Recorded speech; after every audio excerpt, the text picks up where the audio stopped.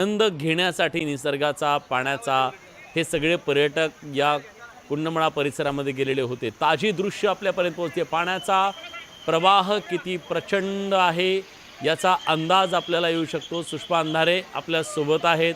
शिवसेना उद्धव बाळासाहेब ठाकरे पक्षाच्या नेत्या सुषमाताई, black Sunday 6 जणांना आपले प्राण गमवावे लागलेत असं कळतंय। एक पूल काळ बनून पुन्हा कोसळला। अत्यंत दुर्दैवी बातमी आता आपल्या स्क्रीनवर दिसत आहे। खरं तर गेल्या 1.5-2 महिन्यात सातत्यानं ज्या घटना घडत आहेत आणि अशा पद्धतीने मृत्यू होत आहेत, ही कुठली अवकळा पसरली असं वाटतंय। परंतु या सगळ्या घटनांच्या मुळाशी जर आपण बघितलं तर एक गोष्ट नक्की आहे, तो म्हणजे शासन प्रशासनाचा अक्षम्य हलगर्जीपणा। कारण हा पूल जीर्णशीर्ण झाला होता, हा पूल मोडकळीस आला होता। गावकऱ्यांनी नवीन पुलाची मागणी केली होती, तरीही सरकारने वारंवार या गोष्टीकडे दुर्लक्ष केलं। खरं तर सरकारकडून अपेक्षा असते की पावसाळ्याआधी अशी सगळी कामं महत्त्वाची झाली पाहिजेत। पावसाळ्याआधी हमरस्त्यांवरचे पूल असतील, महत्त्वाच्या महामार्गांवरचे पूल असतील, या सगळ्या पुलांची पाहणी करणं, त्यांचं स्ट्रक्चरल ऑडिट करणं, या स्ट्रक्चरल ऑडिटमध्ये काही दोष आहेत का ते बघणं, या पुलाच्या बाबतीत वारंवार ग्रामस्थांनी लक्षात आणून दिल्यावर सुद्धा असं काहीही केलं गेलं नाही, हे भयंकर आहे। विशेष की या सगळ्यानंतरही या सगळ्यांमध्ये म्हणजे किमान पूल सुरू होताना आणि पूल संपताना दोनही बाजूंनी सूचना फलक जरी लावले असते तरी फरक पडला असता, परंतु या पुलावर सूचना फलक सुद्धा नव्हते, हे आता मी माहिती घेतल्यानंतर कळतंय, जे भयंकर आहे। त्यामुळे ही जी बळींची संख्या आहे, हे बळी शासन प्रशासनाच्या अक्षम्य हलगर्जीपणाचे बळी आहेत। खूप खूप धन्यवाद। तुम्ही न्यूज 18 लोकमतशी बोललात त्याबद्दल। सुषमा अंधारे आपल्यासोबत होत्या। त्यांनी खरं तर दुःख व्यक्त केले दुर्दैवी घटनेच्या बद्दल आणि प्रश्नसुद्धा उपस्थित केलेला आहे की या सगळ्यामध्ये जे जीव गेले ते अक्षम्य दुर्लक्षाचे, हलगर्जीपणाचे हे बळी आहेत। कारण पावसाळ्याच्या आधी या सगळ्या ज्या धोकादायक गोष्टी असतात त्याची डागडुजी करायची असते, त्या नवी बांधायच्या असतात। पुरेसा वेळ असतो आपल्याकडे, असं नाही आहे की वेळच नसतो। 365 दिवस आपल्याकडे पाऊसच कोसळत असतो असं नाही आहे ना। आपल्याकडे हिवाळा, उन्हाळा असे 2 ऋतू आहेत जिथं पावसाळ्याच्या आधी या सगळ्या कामं करू शकतो। जे धोकादायक आहे ते आपण पाडू शकतो, ते बदलू शकतो। जे अति धोकादायक आहे ते बंद करू शकतो, पण असं काही झालेलं नाही आहे। आज हे 6 जण जीव गेले। भीती व्यक्त केली आहे की हा आकडा आणखी वाढू शकतो। आपण आशा करूया, प्रार्थना करूया की हे सगळे सुरक्षितरित्या बाहेर येतील, ज्यांना वाचवण्यात यश येईल। गेल्या काही दिवसात असं अक्षरशः बघा कितीतरी माणसांचे नाहक जीव गेलेले आहेत। किती घटना आपल्याला सांगता येतील। अगदी मग काश्मीरमधल्या बैसरणमध्ये पर्यटनासाठी गेलेल्या यांना दहशतवादी ठार मारतात काय?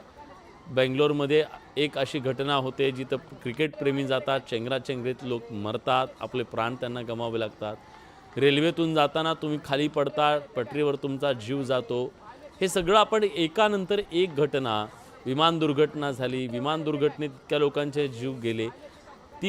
त्या दुर्घटनेच्या कटू गोष्टीतून आत्ता कुठे सगळा देश बाहेर पडत होता। आपण सगळेजण अस्वस्थ मनानं ते सगळं बघत असताना आज पुन्हा काळानं घाला घातला या सगळ्यांवरती। 6 जणांचे जीव गेले आणि हे पर्यटक आनंद घेण्यासाठी तिथं आलेले होते।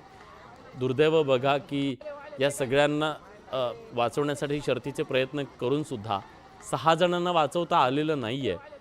आज तिथं स्ट्रेचर नाही, कुठली व्यवस्था नव्हती, कारण ॲम्ब्युलन्स वगैरे तिथं असण्याचं काही एवढे काय आपले पर्यटन स्थळं डेव्हलप झालेले नाही आहेत की प्रत्येक पर्यटन स्थळावरती ॲम्ब्युलन्स असावे, स्ट्रेचर असावं असं काही नाही आहे। आहे त्या गोष्टीत अगदी गमछा असेल, कशातही कापड दिसलं त्याच्यात घेऊन जखमींना बाहेर काढलं जातं आहे। खरे मदतगार तर कोण आहेत तर स्थानिक आहेत। ह्या स्थानिकांनी जीव धोक्यात घालून या लोकांना वाचवण्याचा प्रयत्न केलेला आहे। पण आणखीन एक दुर्दैव बघा, आता तिथं NDRFची टीम पोहोचल्याचं कळतंय। ही NDRFची टीम, जे जॅकेट दिसत आहेत ती कदाचित NDRFची टीम असावी आणि स्थानिकसुद्धा काही जण तिथं पोहोचलेले आहेत। आणि आता आपण बघतोय की अनेक पर्यटक इथं जर वाहून गेलेले असतील तर स्वाभाविकपणे एक मोठं रेस्क्यू ऑपरेशन राबवावं लागेल प्रशासनाला. पण आपण पर्यटक म्हणून सुद्धा काही गोष्टींची काळजी घेणं गरजेचं आहे आणि प्रशासनानं सुद्धा पर्यटन क्षेत्रांवरती पर्यटकांच्या सुरक्षेच्या दृष्टीनं उपाययोजना करणं गरजेचं आहे. हा पूल धोकादायक होता तर तो बंद का केला गेला नाही हाही प्रश्न आहे. हा पूल धोकादायक होता तर त्याची वेळीच पावसाच्या आधी डागडुजी का केली गेली नाही. प्रश्न अनेक आहेत. प्रशासन याच्यामध्ये केवळ हात झटकून मोकळं होऊ शकणार नाही आहे. आज इथं जर काही मोठी दुर्घटना काही जीवितहानी झाली तर त्याला पूर्णपणे प्रशासन जबाबदार असेल, कारण हा पूल पूर्णपणे धोकादायक आहे हे माहीत असताना सुद्धा त्याची डागडुजी करण्यात आलेली नव्हती. पुरेसा वेळ होता, उन्हाळा पूर्ण गेलेला होता या काळामध्ये. आता पावसाळ्यामध्ये इथं मोठ्या संख्येनं पर्यटक येत असतात. आपल्याकडे साधारणपणे एक असं दिसतंय की जिथं जिथं वर्षा पर्यटनाची ठिकाणं आहेत एकतर ती पूर्णपणे बंद केली जातात पावसाळ्यामध्ये, किंवा मग तिथं सुरक्षा यंत्रणा केली जात नाही. साधारणपणे कुठलंही पर्यटन स्थळ जेव्हा असतं, पर्यटक ते येणार ना, तिथं पर्यटन स्थळ आहे म्हणून ते येणार. ते बंद करणं हा उपाय असू शकत नाही. तर तुमच्याकडे हिवाळा आहे, उन्हाळा आहे, या सगळ्या काळामध्ये सुरक्षेच्या दृष्टीनं तिथं पूर्ण उपाययोजना करणं, बॅरिकेटिंग करणं आणि लोकांच्या पर्यटकांच्या सुरक्षेच्या दृष्टीनं उपाययोजना करणं ही जबाबदारी कुणाची आहे? ही जबाबदारी पार पाडली जात नाही. पर्यटकांनीच यायचं नाही, पर्यटन स्थळच बंद करून टाकायचं, अशा प्रकारची ही जी गोष्ट आहे ती प्रशासनाकडून केली जाते. लोणावळा आणि या सगळ्या परिसरात, भुशी डॅम असेल, या सगळ्या परिसरात प्रशासनानं काही दिवसापूर्वी तेच केलं आणि मग वेगवेगळे पर्यटन स्थळं शोधत हे वाटाडे सगळे निघत असतात. आणि आत्ता इथं असंच झालेलं आहे. वीकेंड आहे, आपल्याला माहिती आहे, रोजच्या धकाधकीच्या आयुष्यातून 4 क्षण विरंगुळ्याचे असावेत म्हणून लोक घराच्या बाहेर पडतात. जिथं निसर्ग सौंदर्य आहे तिथं जाण्याचा प्रयत्न करतात. किती मोठी गर्दी आज पर्यटकांची या परिसरामध्ये झालेली होती. पुणे, मुंबईसारखी शहरं आहेत जी जवळ आहेत आणि या शहरांमधल्या लोकांना या पर्यटन स्थळं जी खुणावत असतात सातत्यानं. आत्ता पाऊस खूप छान पडलेला आहे, नद्यांना पाणी आलेलं आहे, धरणं भरतायत, काही ओव्हरफ्लो झालेली आहेत. मग त्या प्रवाहासोबत आनंद घेण्याचा प्रयत्न हा पर्यटकांकडून केला जातो आणि म्हणून असे एक एक सगळे पर्यटन स्थळं जी आहेत ती शोधली जातात आणि पर्यटक तिथे पोहोचतात. आजही वीकेंडच्या दिवशी मोठ्या संख्येनं पर्यटक या धबधब्यावरती पोहोचलेले होते. कुंडमळा हा भाग आहे, वर पाणी थांबवलेलं आहे इंद्रायणीचं. त्या पाण्यात वरून तो ओव्हरफ्लो झाल्यानंतर बंधारा जो ओव्हरफ्लो दिसतोय आपल्याला, ओव्हरफ्लो झाल्यानंतर एक मोठी धार खाली आलेली आहे. एक प्रवाह प्रचंड निमुळता झालेला आहे आणि तो निमुळता प्रवाह वेगानं खाली जातोय. एक नयनरम्य असं हे दृश्य आहे. प्रत्येकाला त्या पाण्याचा आनंद घ्यावासा वाटू शकतो आणि त्यामुळे पर्यटक तिथे मोठ्या संख्येने गेले. पण याच धबधब्याच्या खाली म्हणजे तो जो प्रवाह आहे त्याच्यावरून जाण्यासाठी लोकांना या बाजूनं त्या बाजूला जाण्यासाठी एक 2 व्हीलर आणि पायी जाण्यासाठीचा हा पूल होता. अनेक वर्ष जुना हा पूल होता असं कळतंय. हा पूल जर्जर झालेला होता, धोकादायक होता असं सुद्धा सांगितलं जातंय. मग हे धोकादायक होतं तर ते वेळीच का तिथं उपाययोजना केल्याने त्याची डागडुजी केली नाही हा मुद्दा आहे. पर्यटकांनी सुद्धा सगळ्यांनी मिळून एका ठिकाणी धोकादायक पुलावर जाऊन सेल्फीचा जो मोह आहे तो त्यांना आवरता आलेला नाही आहे आणि एका सेल्फीच्या मोहापायी जीव धोक्यात गेलेला आहे या सगळ्यांचा. अतिशय दुर्दैवी ही बाब म्हणावी लागेल. आपण बघतोय गेल्या काही दिवसात सातत्यानं या दुर्घटना घडत आहेत. सामान्य माणसांचे वेगवेगळ्या अपघातांमध्ये जीव जात आहेत. आपण खूप सावधपणे अशा गोष्टी केल्या पाहिजेत. सगळ्या गोष्टी काळजी घेतली पाहिजे. आपल्या कुटुंबियांच्या जीव टांगणीला लागतो अशा वेळी आपण पर्यटनाला गेलोय. आपण धोकादायक अशा परिस्थितीत जाऊ नये अशी अपेक्षा असते. गणेश दुडम पुन्हा आपल्यासोबत जोडले गेलेले आहेत. गणेश, अपडेट काय? जे सध्याची अपडेट पाहिली तर आता तिथे पावसाचं पाणी जास्त असल्यामुळे रेस्क्यू करण्यामध्ये खूपच त्रास होत आहे. कारण की पाण्याचा प्रवाह जास्त असल्यामुळं हे जे मदत कार्य आहे ते मदत कार्यामध्ये खूप अडचणी येत आहे. विलास, बरं, मदत कार्यामध्ये कुठल्या कुठल्या यंत्रणा सध्या काम करतायत? हा, आता ज्या सध्याच्या यंत्रणा आहेत ते मावळ वन्यजीव रक्षक, शिवदुर्ग रेस्क्यू टीम लोणावळा आणि एनडीआरएफची टीम तिथे पोहोचत आहे. बरं, साधारणपणे ही जी पर्यटक होते ते कुठले होते, कोण होते, याबद्दलची काही माहिती मिळू शकली आहे? नाही, अजूनही काही माहिती मिळाली नाही. पण तरी पण बहुतेक जे पर्यटक आहेत ते पुणे आणि पिंपरी चिंचवड येथीलच आहे. कारण पुणे आणि पिंपरी चिंचवडच्या पर्यटकांसाठी ते अगदी जवळचं पर्यटन क्षेत्र आहे. हे पर्यटन स्थळ गेली किती दिवसापासून असं लोकप्रिय झालेलं होतं? किती लोक तिथे येत होते? तिथं सुरक्षेच्या दृष्टीनं काही उपाययोजना होत्या का? हा हा हे जे पर्यटन स्थळ आहे, हे पर्यटन स्थळ आता नुकतंच एक 10 ते 12 वर्षापासूनच आता आलं होतं, कारण प्रसिद्ध झालं होतं. कारण इथं मोठ्या प्रमाणात ज्यावेळेस पाऊस येतो, तर पाऊस आल्यावर इथं पाण्याचा प्रवाह जास्त असतो आणि इथं धबधबे आहेत. कारण की इथं या पर्यटनाला इथं कुंडमाळा म्हणतात, कारण इथं अनेक असे कुंड आहेत. त्या कुंडातून पाण्याचा प्रवाह चांगला येतो, म्हणून ते पाण्यासाठी आणि येथील जे निसर्गही सुंदर गणेश असल्यामुळे मी तुम्हाला इथे- थांबवतोय. आपल्यासोबत आता संजय बल्लाळ आहेत, माजी राज्यमंत्री. संजयजी, तुमच्यापर्यंत ही दुर्घटना पोहोचलेली असेल. धोकादायक पूल होता हा, तरीसुद्धा त्याची काही डागडुजी करण्यात आली नाही आणि आता लोकांना आपले जीव गमवावे लागत आहेत असं कळतंय. काही जण वाहून गेलेत अशी माहिती मिळते. मला ही घटना घडल्याची काही तासापूर्वी माहिती आली. आमचे सहकारी बंधू मनोहर बेगडेंनी मला कुंडमळ्यावर पूल पडल्याची बातमी दिली. मी तातडीने आता त्या ठिकाणी घटनास्थळी पोहोचतोय. हां. खरं तर सार्वजनिक बांधकाम खात्याच्या माध्यमातून नवीन पूल त्या ठिकाणी मंजूर केला गेला आहे. आज मावळ तालुक्यात किमान 1 लाख पर्यटक वेगवेगळ्या ठिकाणी पर्यटनाचा आनंद घेण्यासाठी आलेले आहेत.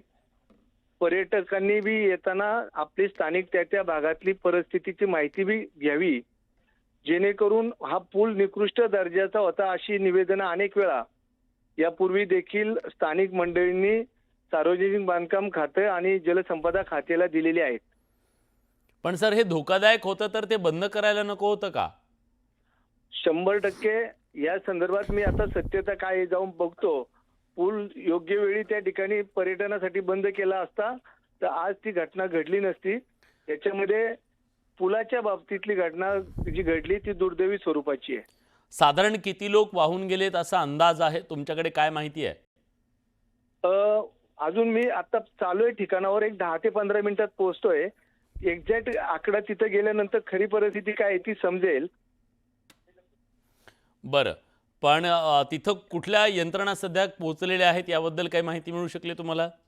आता महसूल खातं, जलसंपदा खातं ते त्या ठिकाणी गेलेले, पोलीस खातंही त्या ठिकाणी पोहोचलेलं आहे. स्थानिक मंडळी मोठ्या प्रमाणात त्या ठिकाणी मदत करतात आहे.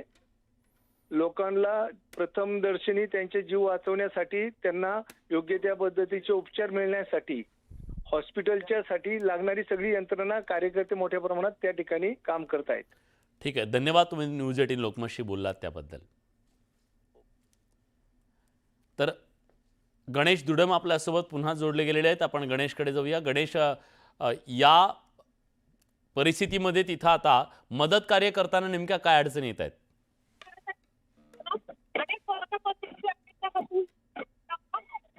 हॅलो. हा गणेश, आता तिथं मदत कार्य करताना काय अडचणी येत आहेत? आता मदत कार्य करताना तिथं पाण्याचा प्रवाह जास्त असल्यामुळं मदत करायला अडचण येत आहे. आता जर आपण पाहायला गेलं तर आता अनेक इथं ॲम्ब्युलन्स वगैरे जात आहे आणि युद्ध पातळीवर येथे मदत कार्य सुरू आहे. विलास. बरं, या परिसरामध्ये आता कोण पोहोचलेलं आहे? कोणी नेते सुद्धा पोहोचत आहेत असं कळतंय? नाही, अजून तर कोणी पोहोचलेलं नाहीये, कारण की आता इथं संपूर्ण रेस्क्यू टीमच पोहोचलेली आहे हा. इथे आणि स्थानिक जे ग्रामस्थ आहेत ते संपूर्ण स्थानिक ग्रामस्थ इथे पोहोचलेले आहेत आणि मदत कार्य सुरू आहे. बरं, काही आकडा कळू शकलेला आहे? नाही, अद्यापही अजून काही आकडा समजू शकलेला नाही, कारण की आता जे रेस्क्यू टीम आहे ती त्या पाण्यामध्ये उतरलेली आहे आणि म्हणजे जे बुडालेले आहेत पर्यटक, वाहून गेलेत, त्यांना शोधण्याचा प्रयत्न सुरू आहे. तुम्ही सोबत राहाच. आपल्यापर्यंत हा व्हिडिओ आता पोहोचलेला आहे आणि या पूल दुर्घटनेच्या मध्ये अनेकांना आपले प्राण गमवावे लागू शकतात अशी भीती व्यक्त केली जाते, कारण प्रवाह प्रचंड आहे आणि या प्रचंड प्रवाहामध्ये अनेक पर्यटक वाहून गेल्याची भीती व्यक्त केली जाते. सांगितलं जाते बघा, मोठ्या प्रमाणात धावपळ, पळापळ सुरू झाली. या परिसरात आता मदत कार्य सुरू करण्यात आलेलं आहे. इंद्रायणी नदीवरचा हा पूल कोसळला. मावळमधल्या कुंडमळा भागात ही दुर्घटना घडलेली आहे. अतिशय जुना असा हा पूल होता आणि हा पूल धोकादायक परिस्थितीत होता अशी माहिती सुद्धा आपल्याला आपल्या प्रतिनिधींनी दिली. आणि अशा परिस्थितीत तिथं काही लोक पर्यटनासाठी पोहोचलेले होते. प्रचंड गर्दी झालेली होती. साधारणपणे आता जी माहिती मिळते त्यापासून लाखभर लोक हे मावळमध्ये पर्यटनासाठी वर्षा पर्यटनासाठी आलेले आहेत आणि या पर्यटकांच्या दृष्टीनं आजचा हा दिवस अतिशय दुर्दैवी ठरला असं म्हणूया, कारण हा पूल तिथं धोकादायक अवस्थेत असलेला कोसळलेला आहे आणि या पुलाच्या बरोबर मधोमध जिथून प्रवाह वाहतो तिथं हा पूल कोसळलेला आहे। त्यामुळे वर जे पर्यटक होते, तरुण सगळे मुलं दिसत आहेत तिथं, हे पर्यटक त्या प्रचंड पाण्याच्या प्रवाहामध्ये वाहून गेल्याचं कळतंय। आता हा आकडा नेमका किती आहे याचा अंदाज येऊ शकलेला नाही आहे, पण रेस्क्यू ऑपरेशन तिथं सुरू झालेलं आहे। अनेक यंत्रणा तिथं पोहोचत आहेत आणि सातत्यानं सगळी प्रशासकीय यंत्रणा कामाला लागून एक एक जीव वाचवण्यासाठी प्रयत्न करते। आपण ही आशा करूया की सगळे पर्यटक सुखरूपपणे बाहेर येतील, यात कुठलीही जीवितहानी होणार नाही। पण इंद्रायणी नदीवरचा इतका महत्त्वाचा हा पूल अतिशय धोकादायक स्थितीत होता, तर मग तो पर्यटकांसाठी खुला का होता, तो बंद का करण्यात आला नाही असा प्रश्न सुद्धा या निमित्तानं उपस्थित होतोय। पर्यटक सातत्यानं या भागामध्ये येत असतात, कुंड आहे तिथं आणि त्या कुंडामध्ये पाणी प्रवाहित होत असतं, त्याचा एक वेगळा आनंद घेण्यासाठी पर्यटक दरवर्षी मोठ्या संख्येनं या परिसरात येत असतात आणि मग जर पर्यटक इथं वर्षा पर्यटनासाठी येत असतील तर त्यांच्यासाठी कुठली सुरक्षेची उपाययोजना का करण्यात आली नाही हाही प्रश्न आहे। आणि त्याचबरोबर हा पूल जर धोकादायक स्थितीत होता तर तो पर्यटकांसाठी बंद का करण्यात आला नाही, असे अनेक प्रश्न या निमित्तानं उपस्थित केले जात आहेत। पण दुर्दैव बघा, हा पूर्ण परिसर जर प्रवाह बघितला नदीचा तर जिथं प्रचंड वेगानं पाणी जाते तिथंच हे कोसळलेलं आहे, हा पूल कोसळलेला आहे। जर तो पलीकडे कोसळला असता ब्रिज तर लोक जखमी झाले असते, अलीकडे जरी झाला असता तरी लोक जखमी झाले असते, पण पाण्याचा प्रवाह जिथून जातोय नेमका तिथंच हा पूल कोसळल्यामुळे वर एक मोठं वजन तयार झालं आणि त्यामुळे तो